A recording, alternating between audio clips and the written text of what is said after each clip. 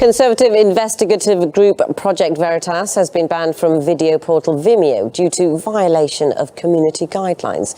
It comes just days after the group posted a new probe into Google and the way the search engine alters its algorithms to direct content to users.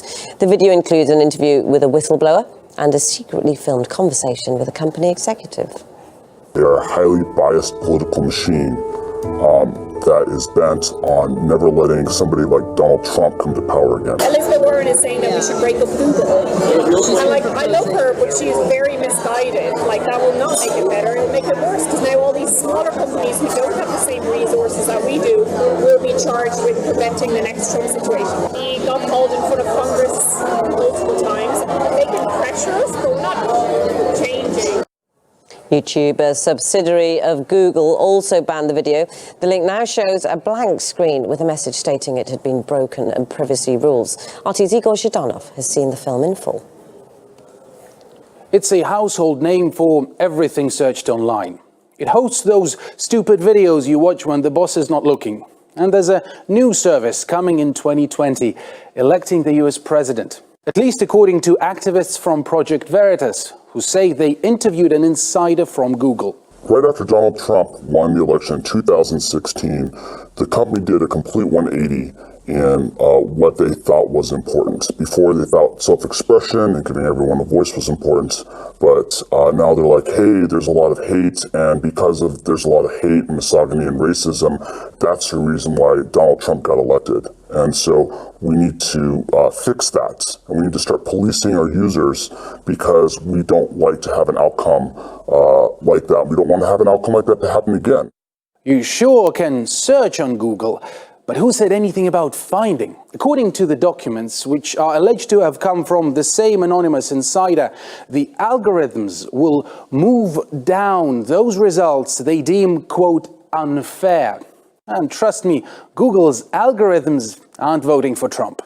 This document is about algorithmic unfairness. It reads, quote, for example, imagine that a Google image query for CEOs shows predominantly men. Even if it were a factually accurate representation of the world, it would be algorithmic unfairness. So they're trying to modify the model such that even if the data for female CEOs is it's low, it's low. It kind of balances out. It still balances out. Google secretly adding filters for its search is like a loan shark adding interest points in the finest of prints at the bottom of a 100-page document. Except Google does that in invisible ink. But search is by far not the only tool in Google's arsenal. A web browser, smartphones, tablets, laptops, PCs, an operating system for phones, tablets, and smart TVs. The world's bestseller that has over 2.5 billion active users monthly. Google can tinker with any of those, anytime at its whim. And apparently, it plans to do so, according to their head of responsible innovation. We all got screwed over in 2016.